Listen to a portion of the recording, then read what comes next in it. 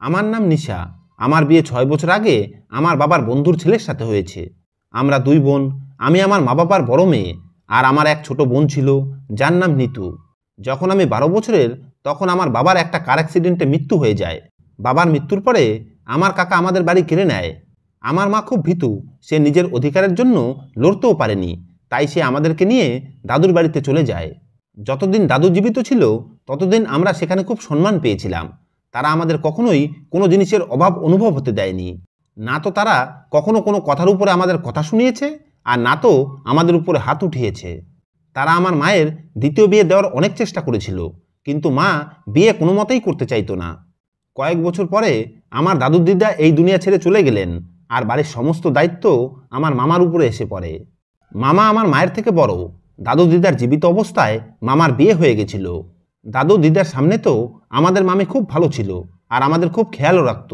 কিন্তু দাদু দিদার মৃত্যুর পরে মামিও আমাদের থেকে নিজের মুখ ফিরিয়ে নেয়, আর তারা আমাদের ৩ জনের সাথে চাকরের মতো ব্যবহার করতে শুরু করে।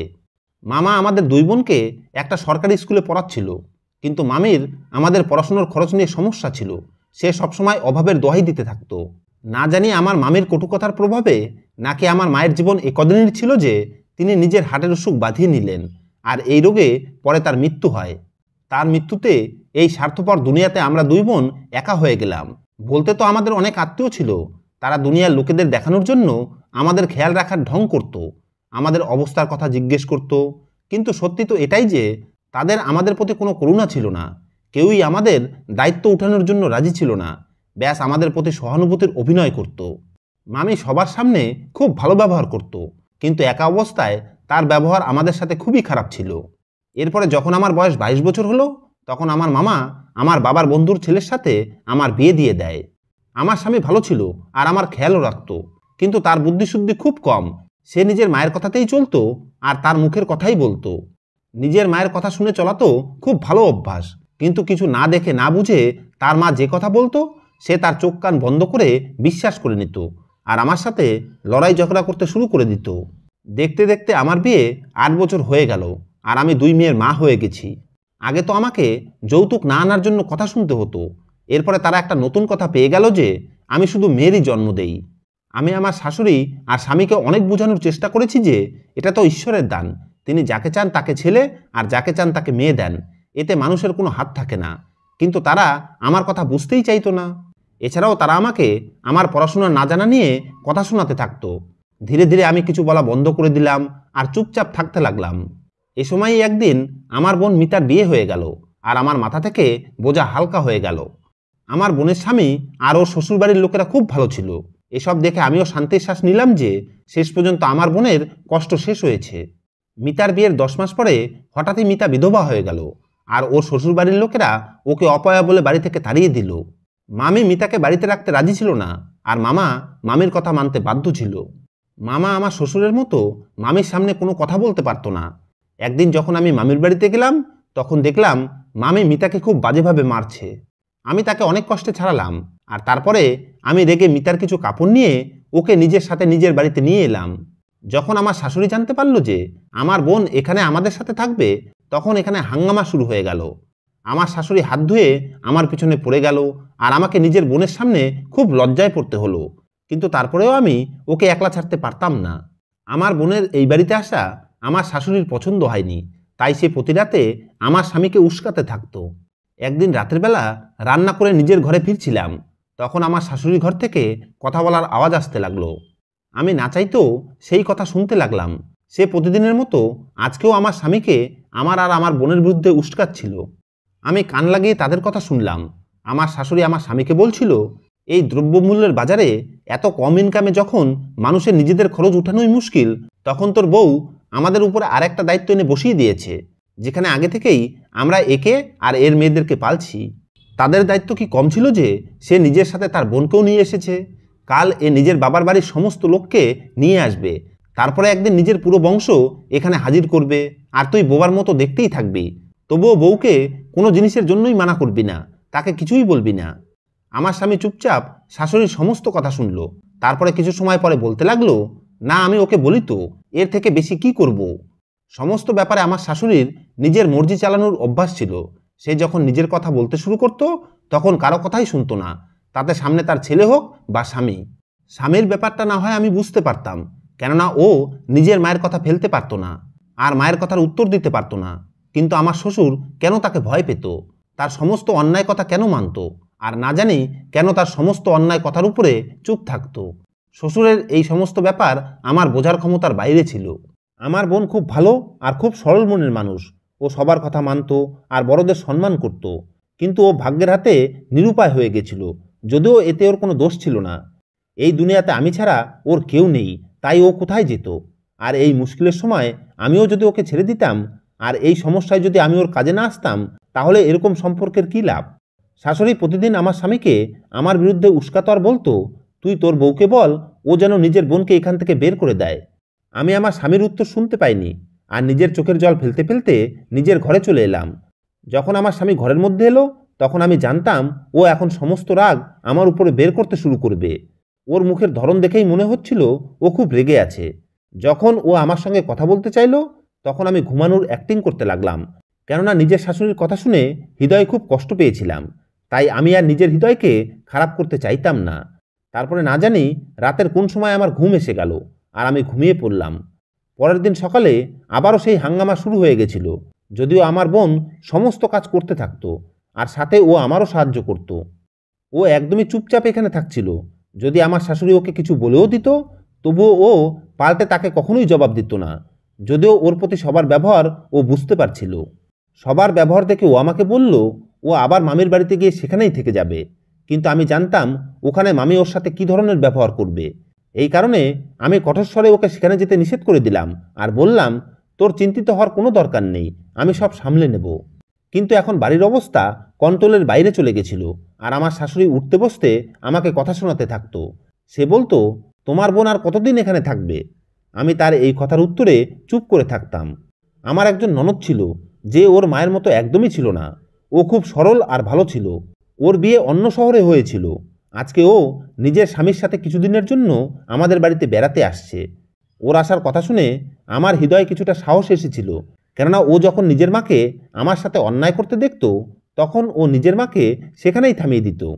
ননদকে আমি খুব পছন্দ করতাম, কিন্তু ওর স্বামীকে একদমই পছন্দ করতাম না।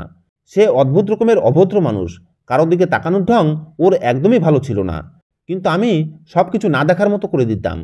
যদি আমি ওর বিরুদ্ধে কাউকে বলতেও চাইতাম, তাহলেও কাকেই বা বলতাম? আমি আমার ননদের জন্য সুন্দর সুন্দর খাবার বানিয়েছিলাম।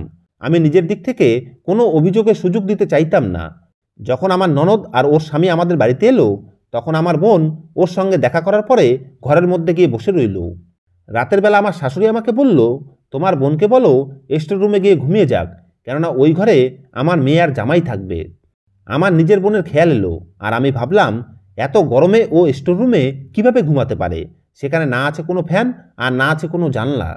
আমি মনে খুব কষ্ট নিয়ে নিজের বোনকে সব কিছু বলে দিলাম, কেননা আমি বাড়িতে কোনো হাঙ্গামা চাইতাম না। ওই বেচারি আমার বলাতে বাড়ির গলিতে ঘুমিয়ে গেল আর আমরা সবাই নিজের নিজের ঘরে ঘুমানোর জন্য চলে গেলাম। মাঝরাতে হঠাৎ করে একটা চেঁচামেচির আওয়াজে আমার চোখ খুলে গেল। আমি আর আমার স্বামী বাইরের দিকে দৌড়ালাম আর বাইরে গিয়ে দেখলাম সব লোক দাঁড়িয়ে আছে। আমার শাশুড়ি আমার দিকে তাকিয়ে বলতে লাগলো, এই দিন দেখার জন্য তুমি নিজের বোনকে এখানে নিয়ে এসেছিলে, যাতে এ আমার মেয়ের সংসার নষ্ট করতে পারে? আমি মিতার দিকে তাকিয়ে দেখলাম ও ভয়ে কাঁপছিল আর খুব বাজেভাবে কান্না করছিল। ও দৌড়ে আমার কাছে এসে বলতে লাগলো, আমি একে ডাকিনি, সে নিজেই এখানে এসে গেছে। ওর ইশারা আমার ননদের স্বামীর দিকে ছিল, যদিও তার বক্তব্য ছিল আমার বোনই তাকে ইশারায় ডেকেছিল। বাড়িতে যেন একটা তামাশা তৈরি হয়ে গিয়েছে। আমি সবার সামনে খুব লজ্জিত হয়ে পড়েছিলাম, যদিও আমি জানতাম আমার বোন কখনোই এরকম করতে পারে না। কিন্তু যা কিছু হচ্ছিল তাতে আমি হৃদয়ে খুব আঘাত পেয়েছিলাম। আমি আমার ননদের দিকে তাকালাম যে এ কী ভাববে, কিন্তু আমি ওর চোখে অদ্ভুত ধরনের একটা লজ্জা আর একটা অদ্ভুত সন্দেহ দেখতে পাচ্ছিলাম। ও অদ্ভুত চোখে নিজের স্বামীকে দেখছিল। এতে আমার অনুভব হয়ে গেল যে ও জানে যে অপরাধ ওর স্বামীর, কিন্তু হয়তো ও সবার সামনে এই কথাটা বলতে পারছে না। আমার শাশুড়ি কোনো অবস্থাতেই এই কথাটা মানার জন্য রাজি ছিল না, কিন্তু আমার ননদ যেমন তেমনভাবে এই মামলাটা ঠান্ডা করলো আর সবাই ফিরে শোবার জন্য চলে গেল। ঘরে আসার পরে আমার স্বামী আমাকে অনেক কথা শোনালো আর বলল, তোমার বোনের চরিত্র খারাপ। ও আমাকেও অদ্ভুত অদ্ভুত ধরনের ইশারা করে নিজের দিকে টানার চেষ্টা করে। নিজের বোনের বিরুদ্ধে এই অভিযোগ শুনে আমার খুব খারাপ লেগেছিল, কেননা আমি খুব ভালোভাবেই জানি আমার বোন কেমন। আর আমি এটাও জানি যে আমার স্বামী আমার বোনের উপর অনেক বড় মিথ্যা অভিযোগ লাগাচ্ছে।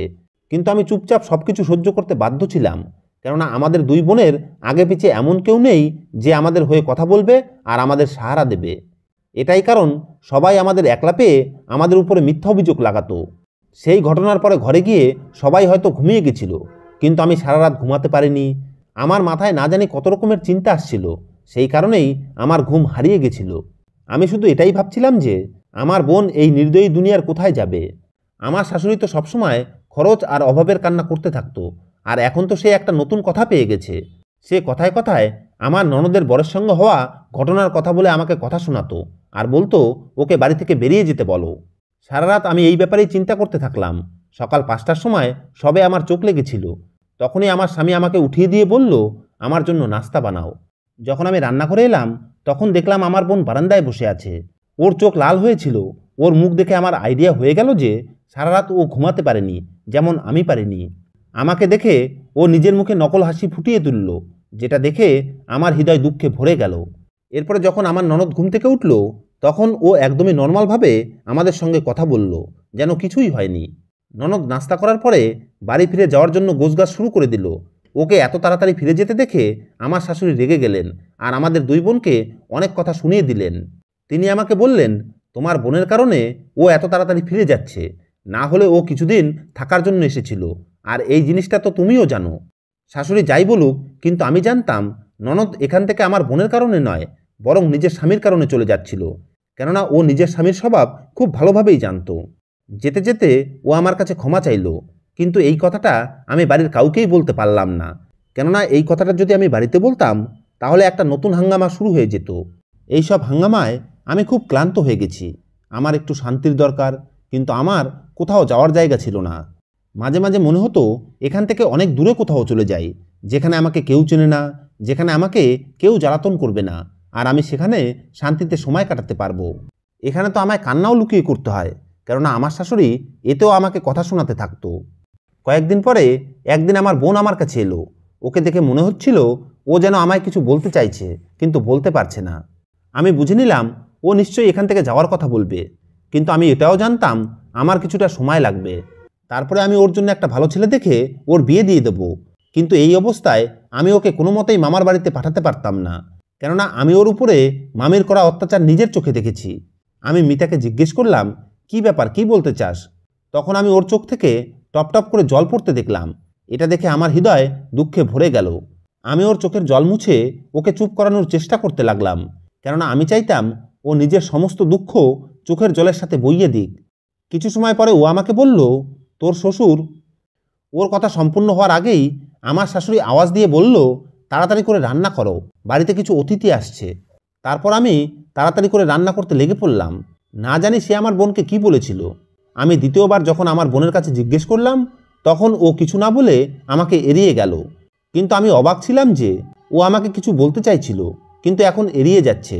আমি নিজের কাজে খুব ব্যস্ত হয়ে গেছিলাম, এই কারণে আমি সেদিকে বেশি ধ্যান দিলাম না। কিন্তু ও খুব টেনশনে থাকতে শুরু করেছে আর সবসময় ভীতু জড়সড় হয়ে থাকতে শুরু করেছে। আমি ওকে অনেকবার জিজ্ঞেস করলাম, কোনো ব্যাপার থাকলে আমাকে বলে দে। জানি না আমার কেন এরকম মনে হচ্ছিল যে ও আমাকে কিছু বলতে চাইছে, কিন্তু বলতে পারছে না। যখনই আমি আমার বোনের সঙ্গে একলা বসতাম তখনই আমার শাশুড়ি হঠাৎ করে এসে যেত। তার এই ব্যবহার আমাকে চমকে দিত। আমার মনে হচ্ছিল সে চায় না আমি আমার বোনের সাথে একলা সময় কাটাই আর ওর সাথে কথা বলি, কিন্তু সে এরকম কেন করছে? আবার ভাবলাম তার মনে হয়তো এই ভুল ধারণা ঢুকেছে যে আমরা দুজন তার নিন্দা করি, এই কারণেই সে চায় না আমরা দুজন একসাথে বসে কথা বলি। যাই হোক, আমি আমার বোনকে নিয়ে খুব টেনশনে ছিলাম। এই কারণে আশেপাশের মহিলাদেরকে ও সম্বন্ধের জন্য বলে রেখেছিলাম। তাদেরকে এমন কোনো সম্বন্ধ দেখতে বলেছিলাম যারা আমার বোনকে নিয়ে গিয়ে বিয়ে করবে আর যাদের যৌতুকের লোভ নেই। প্রতিবেশী এক আন্টি খুব ভালো ছিল। সে আমাকে নিজের মেয়ের মতো ভালোবাসত। সে আমাকে বলেছিল সে অবশ্যই আমার বোনের জন্য কোনো ভালো সম্বন্ধ দেখবে। তার কথা শুনে আমি কিছুটা সান্ত্বনা পেলাম। পরের দিন যখন সকালবেলা ঘুম থেকে উঠলাম তখন বাইরে থেকে অদ্ভুত একটা চিৎকারের আওয়াজ শুনতে পেলাম। যখন আমি ঘর থেকে বাইরে এলাম তখন এই দৃশ্য দেখে হতবাক হয়ে গেলাম যে আমার শাশুড়ি আমার বোনের হাত শক্ত করে ধরে তার উপরে চিৎকার করছে, আর সাইডে আমার শ্বশুর দাঁড়িয়ে আছে। আমি তাড়াতাড়ি করে ওর কাছে গিয়ে শাশুড়ির হাত থেকে নিজের বোনের হাত ছাড়ালাম আর বললাম, মা কি হয়েছে? আপনি কেন সকাল সকাল এত চেঁচামেচি শুরু করেছেন? প্রতিদিন কেন আমার বোনকে এত বাজে বাজে কথা শোনাতে থাকেন? না জানি কিভাবে আমার গলা দিয়ে এত জোরে আওয়াজ বেরিয়ে গেছিল। না হলে তা আমি সব সময় শাশুড়ির সাথে ধীর গলায় কথা বলতাম, তাতে সে আমাকে যাই বলুক না কেন। কিন্তু আজকে আমার সহ্য ক্ষমতা শেষ হয়ে গেছিল। তিনি আমাকে বললেন, চলো আজকে আমি তোমাকে তোমার বোনের কীর্তি দেখাচ্ছি। তিনি আমাকে ধরে শ্বশুরের বিছানার কাছে নিয়ে গেলেন, আর তারপরে যখন তিনি তোশক সরালেন তখন তার নিচে আমার বোনের চুড়ি আর ওর ব্যবহার করা কিছু জিনিস পড়েছিল। এইসব কিছু দেখে তো আমি অবাক হয়ে গেলাম, আর তাকে জিজ্ঞেস করলাম, এসব কি আর এগুলো এখানে কিভাবে এলো? আমার শাশুড়ি বলল, এই কথাটাই তুমি তোমার বোনকে জিজ্ঞেস করো। এর আগে সে আমার জামাইকে নিজের জালে ফাঁসানোর চেষ্টা করেছে। যখন অসফল হয় তখন আমার স্বামীর দিকে জাল ফেলেছে। এইরকম অসভ্য মেয়েকে আমি এক মুহূর্ত নিজের বাড়িতে থাকতে দিতে পারি না। আমরা তো এই মেয়েটা সাহায্য করছিলাম, অনাথ ভেবে থাকতে দিয়েছিলাম, কিন্তু এই মেয়ে তো আমাদের সংসার ভাঙছে। নিজের বোনকে এখান থেকে বের করো, না হলে তোমাকেও এর সাথে ধাক্কা দিয়ে বের করে দেব। এত সব কিছু হচ্ছিল, কিন্তু আমার স্বামী আর শ্বশুর চুপচাপ দাঁড়িয়ে সমস্ত তামাশা দেখছিল। আমি আমার শ্বশুরের কাছে গিয়ে বললাম, আপনি আমাকে বলুন কি হয়েছে। কিন্তু সে আমার থেকে নিজের নজর লুকাতে লাগলো। এদিকে আমার শাশুড়ি এমন হাঙ্গামা শুরু করে দিল যে আশেপাশের সমস্ত লোক এই ড্রামা দেখতে বাড়িতে চলে এসেছিল। সেখানে উপস্থিত সবাই আমাদের দুই বোনকে খুব ভালোভাবেই জানতো, আর আমার শাশুড়িকেও। এখন আমার কাছে কোনো রাস্তাই নেই, শুধুমাত্র এটা ছাড়া যে আমি আমার বোনকে এই বাড়ি থেকে অন্য কোথাও পাঠিয়ে দেই। কিন্তু আমি চিন্তায় পড়ে গেলাম যে আমি একে কোথায় পাঠাবো। আমাদের নিজের বলতে এমন কেউ ছিল না যে ওকে থাকতে দিতে পারে। তখনই প্রতিবেশী সেই আন্টি, যাকে আমি ওর সম্বন্ধের জন্য বলেছিলাম, তিনি আমার সাহায্য করার জন্য এগিয়ে এলেন। তিনি আমাকে বললেন, এত অসম্মানের পরেও তুমি এই বাড়িতে তোমার বোনকে রাখতে চাও? তার কথা শুনে আমার চোখে জল চলে এলো। আমি তাকে বললাম, আমি কি করব বুঝতে পারছি না। আমি তো কোনো রাস্তাই দেখতে পাচ্ছি না। আমি আমার বোনকে কোথায় পাঠাবো? তিনি আমাকে বললেন, তুমি চিন্তা করো না, একে আমার কাছে পাঠিয়ে দাও, আমি একে রাখার বন্দোবস্ত করে দেব। তোমার একে নিয়ে চিন্তা করার কোনো দরকার নেই, আমি এর খুব খেয়াল রাখবো। তার উপরে বিশ্বাস করে আমি নিজের বোনকে তার সাথে যেতে দিলাম। কিন্তু এরকম একদমই ছিল না যে আমি আমার শাশুড়ির কথা বিশ্বাস করেছিলাম। কিন্তু এটা নিয়ে আমি অবাক ছিলাম যে ওর জিনিস শ্বশুরের বিছানার নিচে কিভাবে পৌঁছেছিল। আমি এই সব কিছু ভেবে ভেবে পাগল হয়ে যাচ্ছিলাম। যাই হোক, কয়েকদিন থেকে আমি এই জিনিসটা লক্ষ্য করছি। যেদিন থেকে আমার বোন গিয়েছে সেদিন থেকেই আমার শাশুড়িকে খুব খুশি মনে হচ্ছিল, যেন সে খুব শান্তি পেয়েছে। কিছুদিন পরে একদিন আমার ননদ কান্না করতে করতে নিজের বাচ্চাদেরকে নিয়ে এখানে এলো। এভাবে হঠাৎ ওর বাড়িতে আসাতে আর ওর এত কান্না করতে দেখে সবাই টেনশনে পড়ে গেল। এরপরে ও যে খবর শোনালো সেটা শুনে বাড়ির সবার হুঁশ উড়ে গেল। ও বলল যে ওর স্বামী দ্বিতীয় বিয়ে করে নিয়েছে, তাই ও আর কখনোই সেই বাড়িতে ফিরে যেতে চায় না। মেয়ের মুখের কথা শুনে আমার শাশুড়ি বাকরুদ্ধ হয়ে গেল। বাড়িতে খুবই টেনশনের পরিবেশ হয়ে গেছে। বাড়ির প্রত্যেককে খুব অস্বস্তিতে লাগছিল। কিন্তু সবচেয়ে বেশি খারাপ অবস্থা আমার ননদের ছিল। ওর না তো খাবারের ইচ্ছা ছিল, আর না তো কোনো অন্য জিনিসের। আমি তো আগে থেকেই নিজের বোনের কারণে খুব টেনশনে ছিলাম, কেননা এতদিন হয়ে গেছে কিন্তু আমি ওর সঙ্গে দেখা করতেও যেতে পারিনি। এরপরে একদিন যখন আমি আন্টির বাড়িতে বোনকে দেখতে গেলাম, তখন আন্টি বললেন তিনি আমার বোনের বিয়ে দিচ্ছেন। ছেলে ওনার নিজের ভাইয়ের ছেলে, যার আগের বউ বাচ্চা হতে গিয়ে মারা গেছে। এটা শুনে আমি খুব খুশি হলাম, কিন্তু আমি আন্টিকে বললাম যে আমি একবার সেই ছেলেকে দেখতে চাই আর তার সঙ্গে কথা বলতে চাই। আন্টি বললেন, তোমার কথা নিজের জায়গায় একদম ঠিক আছে। যখন সে এখানে আসবে তখন আমি তোমাকেও এখানে ডেকে নেব। আর শোনো, আমি তোমাদের দুবোনকে নিজের মেয়ের মতো মনে করি, আর আমি যেমন নিজের মেয়েকে বুঝতে পারি সেরকমই তোমাদের দুবোনকেও বুঝতে পারি। আন্টির কথায় আমার চোখে জল চলে এলো। এটা তো সত্যি, বিপদের সময় যদি কেউ কাজে এসে যায় তাহলে সেই মানুষকে দুনিয়ার সবচেয়ে বেশি ভালো মানুষ মনে হয়। আর এই সময় আন্টিকে আমি এই দুনিয়ার সবচেয়ে ভালো মানুষ হিসেবে দেখতে পাচ্ছি, যদিও তার সাথে আমার রক্তের সম্পর্ক নেই, ব্যাস শুধুমাত্র মনুষ্যত্ব আর অনুভূতির সম্পর্ক ছিল। আর তিনি আমাকে এই জিনিসটা অনুভব করালেন যে দুনিয়া থেকে এখনও ভালো শেষ হয়ে যায়নি। এই রকম লোকের কারণেই তো এই দুনিয়া এখনও টিকে আছে। আমি খুশি মনে নিজের বাড়িতে ফিরে এলাম। এরপরে নিজের ঘরে যাওয়ার সময় শাশুড়ির ঘরের মধ্যে ননদের কথা শুনে চমকে উঠে আমি সেখানেই দাঁড়িয়ে গেলাম। সে বলল, মা আর বাবা, তোমরা বৌদির উপর খুব অন্যায় করেছ। তোমরা তার বোনের উপরে মিথ্যা অভিযোগ লাগিয়েছ। তোমরা জানো কোনো নিরাপরাধের উপরে মিথ্যা অভিযোগ লাগানো কত বড় পাপ। হয়তো তোমাদের পাপের শাস্তি আমি পেয়েছি। যেমন তোমরা পরের মেয়েকে কষ্ট দিয়েছ, সেরকমই কষ্ট আমাকেও সহ্য করতে হচ্ছে। ওরা জানতো এইসব কিছু মিথ্যা, কিন্তু তারপরেও ওই দুই বোন তোমাদের কিছুই বলেনি। তখনই আমি তাদের ঘরের মধ্যে চলে গেলাম। আমাকে দেখে তারা চমকে উঠল। আমি তাদেরকে বললাম, আপনাদের একবারও অনুভব হয়নি যে আপনারা কারো মেয়ের সাথে কত খারাপ করছেন? আপনারা কি সেই কথা শোনেননি, মানুষ যা করে সেটাই ভোগ করে। আজকে যে কষ্ট আপনি কারো সন্তানকে দেবেন, কাল সেই কষ্টই আপনাদের সন্তানদের উপরেও পড়বে।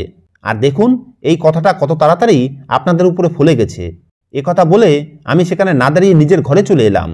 এরপরে আন্টি নিজের কথা মোতাবেক আমার বোনের বিয়ে দিয়ে দেন। আমি ওর স্বামীর সঙ্গে দেখা করে খুব খুশি হয়েছিলাম। সে পড়াশোনা জানতো আর নিজের পিসিমার মতো ভালো একজন মানুষ ছিল। ননদের দিকে তাকিয়ে আমার খুব কষ্ট হতো। ওর মা বাবা যাই করুক, ও আমার সাথে খুব ভালো ব্যবহার করতো, তাই আমি ওর কষ্ট দেখতে পারতাম না। তারপরে একদিন ওর স্বামী মাথা নিচু করে আমাদের বাড়িতে এলো। তাকে খুবই লজ্জিত মনে হচ্ছিল। সে এসে ননদের কাছে ক্ষমা চাইল আর বলল, আমি বুঝতে পেরেছি যে আমি অনেক বড় খারাপ কাজ করেছি, আর আমি আমার দ্বিতীয় বউকে ডিভোর্স দিয়ে দিয়েছি, কেননা ও আরও অনেক ছেলের সাথে চক্কর চালাচ্ছিল। বাড়ির সবাই তাকে উল্টোপাল্টা কথা শোনালো, আর তারা বলল যে কি গ্যারান্টি আছে যে তুমি আবার এরকম কোনো কাজ করবে না। সে খুব লজ্জিত ছিল। আর ননদ বলল যে ও নিজের বাড়িতে ফিরে যেতে চায়। ওর সিদ্ধান্ত সবাইকে চুপ করিয়ে দেয়, আর শাশুড়িকে ওকে ফেরত পাঠাতে হয়। ওর যাওয়ার পরে আমার শাশুড়ি আমার কাছে ক্ষমা চায় আর বলে, আমার অনুভব হয়ে গেছে যে আমি তোমার আর তোমার বোনের সাথে খুব খারাপ করেছি। যদি সম্ভব হয় তাহলে আমাকে ক্ষমা করে দিও। আমার শাশুড়ির এটুকু বলাই আমার জন্য অনেক ছিল, তাই আমি তাকে হৃদয় থেকে ক্ষমা করে দিলাম। এখন আমার আর আমার বোনের সংসার খুব সুন্দরভাবে চলছে, আর আমরা দুজনেই নিজের নিজের পরিবারের সাথে খুব শান্তিতে জীবন কাটাচ্ছি।